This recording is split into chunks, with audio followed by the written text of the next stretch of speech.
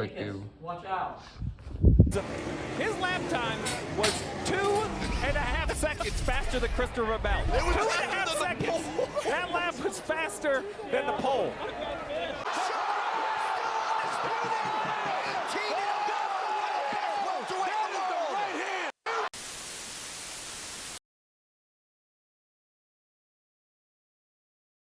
Hey, Michael from Vsauce here. Well, we all know that our car and hammer mechanism is cool, but how exactly do the physics work out? Before we begin, let's pay homage to the trailblazing genius of Sir Isaac Newton, who was able to set the stage for our understanding of the concept of momentum all the way back in 1647. Using his revolutionary second law of motion, Newton unveiled the foundation for what we now call the conservation of momentum. This fundamental principle allows us to unravel the secret to objects in motion, like in our hammer and car scenario. The idea that momentum is conserved when objects collide allows us to use just one simple equation, the mass multiplied by velocity, or the momentum of the car, combined with the momentum of the hammer, must be the same before both and after the hammer collides with the car. The initial momentum of the car is easy to find because our car is not moving. Despite its mass, the car's momentum will be zero. But what about our hammer? We know its mass, but to find the velocity, we need to utilize another concept that is created from our second law of motion, the conservation of mechanical energy. By solving for the velocity in this simple acceleration equation, we can then plug in our numbers and calculate the velocity of the hammer when it collides with the car. 2.26 meters a second.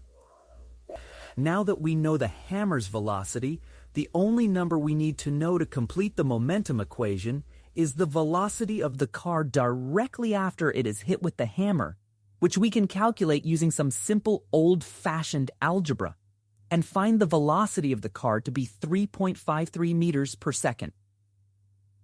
Now, Newton was great and all, but is it really that simple? Let's double-check. By using a high-speed video from before, we can see the distance the car has traveled and the time it has taken to travel. And using this, after accounting for deceleration, we can find the velocity of our car directly after it is hit with the hammer. And unfortunately, we fall short with only 2.05 meters a second, a bit more than 2/3 of what we calculated. This may seem shocking, but if you know one thing about physics, it's that Newton was never wrong. And this should lead you to realize a crucial factor we left out in our initial equation. The hammer may still be moving after the collision, and if this is true, we can use the same numbers to find our theoretical velocity of our hammer at 0.958 meters a second. Now let's be honest. Is this a perfect system?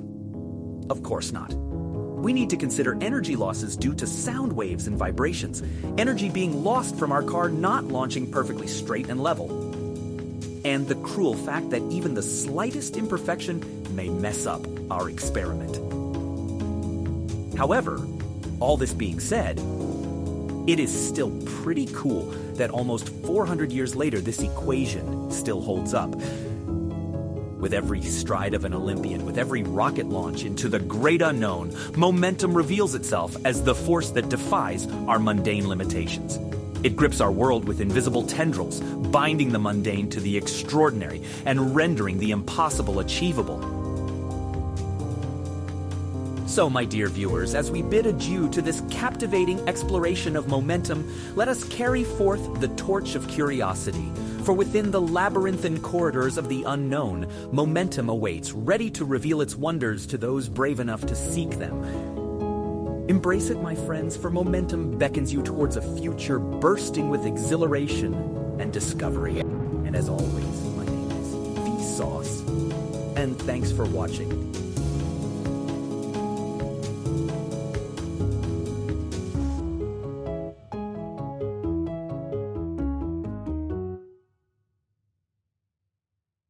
I was gonna write a joke about a stone rolling up a hill, but it lost momentum.